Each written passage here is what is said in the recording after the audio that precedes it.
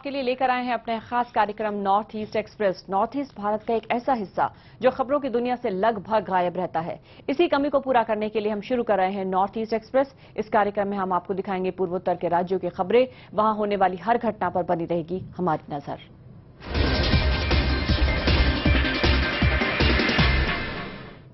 अरुणाचल प्रदेश में लंबे इंतजार के बाद 2 अक्टूबर से लोकायुक्त बिल को लागू कर दिया गया है। लोकायुक्त बिल को मार्च में विधान सत्र में पास किया गया था। लोकायुक्त बिल में 59 अनुच्छेद हैं और इसके दायरे में मुख्यमंत्री, मंत्री, विधायक, सरकारी अधिकारी और गैर सरकारी संगठन आते हैं। प्रदेश बीजेपी अध्यक्ष ताई तागाक ने लोकायुक्त बिल का स्वागत किया है।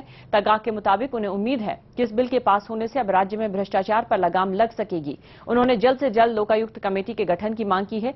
नियमों के मुताबिक बिल के पास होने के 15 दिन के अंदर कमेटी का गठन होना चाहिए।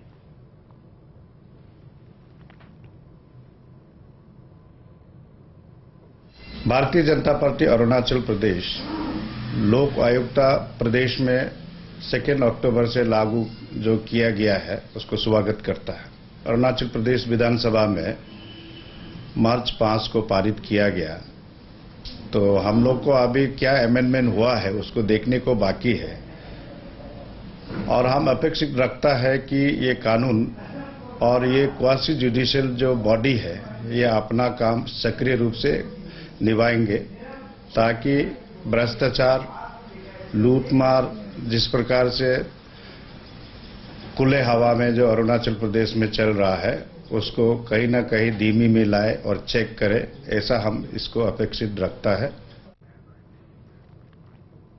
अरुणाचल प्रदेश बीजेपी इकाई ने राज्य सरकार पर निशाना साधा। बीजेपी प्रदेश अध्यक्ष के मुताबिक करसिंगसा ब्लॉक पॉइंट पर लगातार हादसे हो रहे हैं, लेकिन प्रदेश सरकार इन हादसों को रोकने के लिए कोई कदम नहीं उठा रही है। गौरतलब है कि पिछले दिनों करसिंगसा ब्लॉक पॉइंट पर भूस्खलन होने से 5 लोगों की जान चली गई थी। बीजेपी प्रदेश अध्यक्ष ताई तागाक प्रदेश सरकार को जल्द से जल्द हादसे रोकने के लिए कोई पहल करने की मांग कर रहे हैं। उन्होंने प्रदेश सरकार से बाईपास रोड बनाने की मांग की है। देखा है कि वहाँ खतरनाक सिचुएशन पैदा हो रहा था। मैंने पर्सनली मुख्यमंत्री से 28 तारीख अगस्त को हेलीपैड में बात किया था ये मैटर को कि कुछ न कुछ दुर्घटना हो सकता है और जहां बुलडोजर मार रहा है वो 3 महीने से कम नहीं लगेगा। तो मैं आज का दिन बताता हूं, अभी 2 महीना होने वाला है। तो मुख्यमंत्री कह रहे थे 1 महीना में हो जाएगा। मैंने बोला 3 महीने से कम कभी होगा नहीं है। इसलिए हमने मांग किया था 5-6 लाख की खर्चा करके, जो गरीब ने सर्वे किया था वहां में फुटपाथ बनाए, वहां हमारे स्टूडेंट्स करसिंगसा से और गवर्नमेंट एम्प्लॉयज और काफी बिजनेसमैन जो बंदरद्वार से यहां आते हैं, निर्जुली है, हर दिन को वो रास्ता को प्रयोग होना पड़ता है। तो उसके लिए वहां जब आदमी जाएंगे तो ये कहीं ना कहीं मिट्टी निकल के आ सकता है। मिट्टी थोड़ा थोड़ा गिर ही रहा था। अरुणाचल प्रदेश में स्वच्छ भारत अभियान के तहत प्रदेश की मुख्य विपक्षी पार्टी ने प्रदेश सरकार से राजधानी ईटानगर के कैपिटल कॉम्प्लेक्स में सुलभ शौचालय बनाने की मांग की है। प्रदेश बीजेपी अध्यक्ष ताई तागाक ने कहा है कि लोगों की सुविधा के लिए बेहद जरूरी है। ताई तागाक के मुताबिक साफ सफाई के अभियान में वो प्रदेश सरकार के साथ काम करने के लिए तैयार हैं। ये भी कहा कि ईटानगर और नाहरलगुन में जन शौचालय, पब्लिक टॉयलेट, यहाँ कम से कम स्टेट कैपिटल है, वो भी एक चेहरा बना के रखे। लोग पूछते हैं कि क्या ये गांव है ना, नहीं क्या है। हम लोग बताते ये स्टेट कैपिटल है। तो सुबह सुबह लोग बस से उतरता है तो टॉयलेट ढूंढता है। बस स्टॉप में ना टॉयलेट है, ना बाजार में टॉयलेट है। तो पब्लिक कन्वीनियंस हमको देखना चाहिए।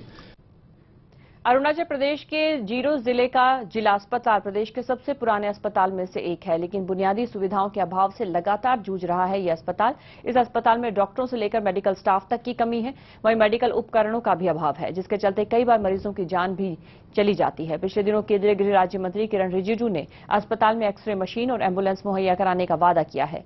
अब अस्पताल प्रबंधन से लेकर इलाके के लोगों को जल्द से जल्द अस्पताल में एम्बुलेंस और एक्सरे मशीन का इंतजार है, ताकि लोगों को समुचित इलाज मुहैया किया जा सके।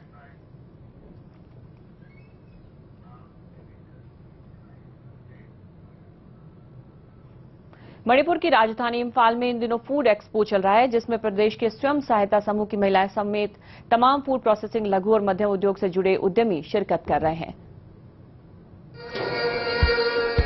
मंच पर थिरकते कलाकार, लोगों की भीड़, संगीत की धुन, चारों तरफ स्टॉल ही स्टॉल का नजारा। मणिपुर की राजधानी इंफाल में चल रहे फूड एक्सपो की।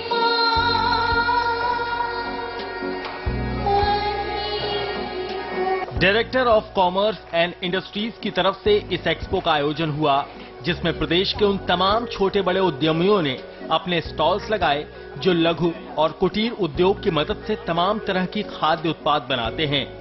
इसमें प्रदेश की स्वयं सहायता समूह की महिलाएं भी बढ़ चढ़कर हिस्सा ले रही हैं। एक्सपो का मकसद प्रदेश के लोगों को खाद्य सुरक्षा और उनकी गुणवत्ता मानकों की जानकारी भी देना है। एक्सपो में रविवार को उन उद्यमियों को सम्मानित किया गया जिन्होंने साल 2012-13 में अपने उत्पाद के बल पर लाभ कमाए।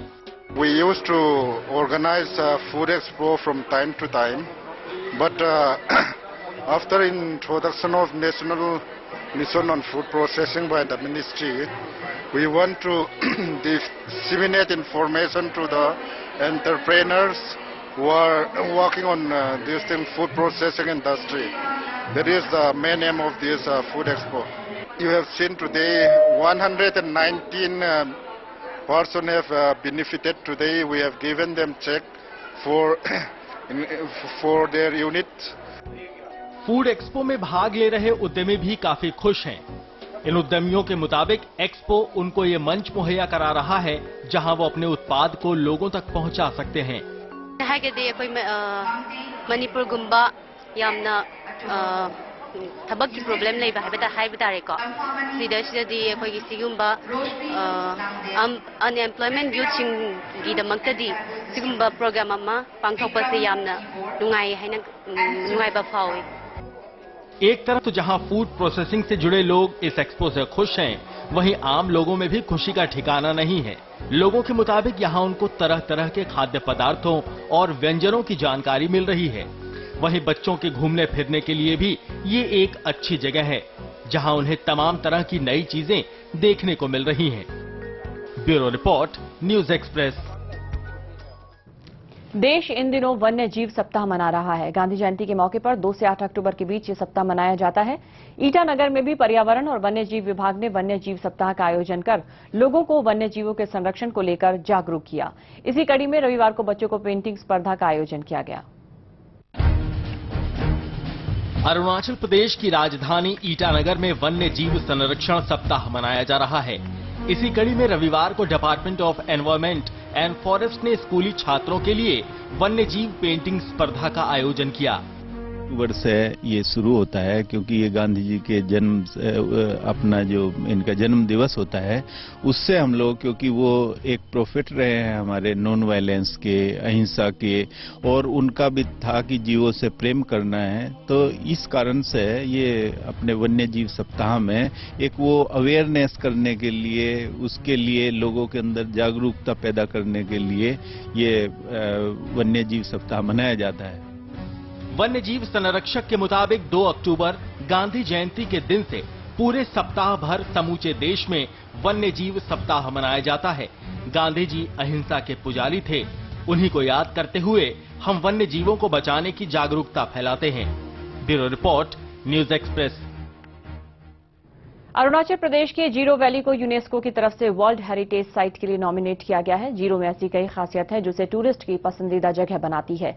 जीरो की खूबसूरती, वहां का मौसम और मेहमान नवाजी है जो टूरिस्ट को अपनी ओर आकर्षित करता है। जीरो के डिस्ट्रिक्ट टूरिज्म ऑफिसर तातेर म्यूजे के मुताबिक जीरो में पर्यटन को बढ़ाने के लिए राज्य सरकार भरपूर कोशिश कर रही है। इसी कड़ी में यहां सरकार तमाम तरह के आयोजन भी कराती रहती है।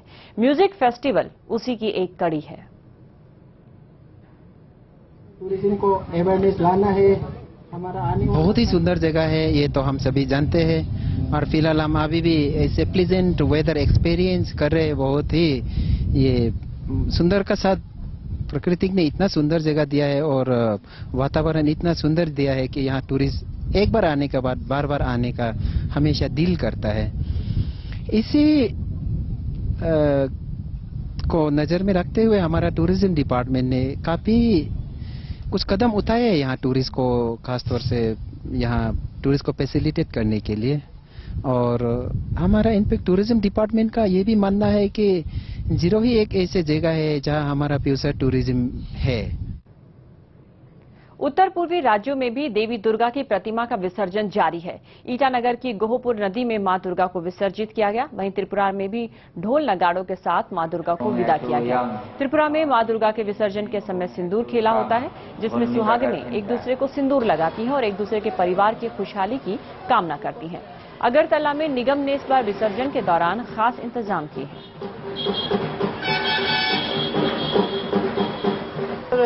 इसमें पीस होना चाहिए, शांति होना चाहिए। लेकिन मैं यहाँ पर देख रहा हूँ कि हमारे जो छोटे छोटे जो नौजवान है, लड़के हैं, वो लोग जो है इसको गलत तरीके से इस्तेमाल कर रहा है। अच्छा, ये पूजा तीक है तो ऐसे मनाते रहो। हम लोग भी अगर साथ देगा तो हम लोग का जैसे कि हम लोग जिस चीज में आप लोग साथ दे सके देगा, जैसे कि आज या दिया आप लोग को ना या तिक तक हम लोग गाइड किया, आप लोग हम लोग का बस्ती का आदमी से कोई कंप्लेन नहीं आने के लिए, ना तिक तक जा सकने के लिए। और आप लोग पूजा के लिए तो मैसेज कुछ नहीं है, पूजा मनाते रहो। हम लोग की तरफ से दुर्गा पूजा की जय हो।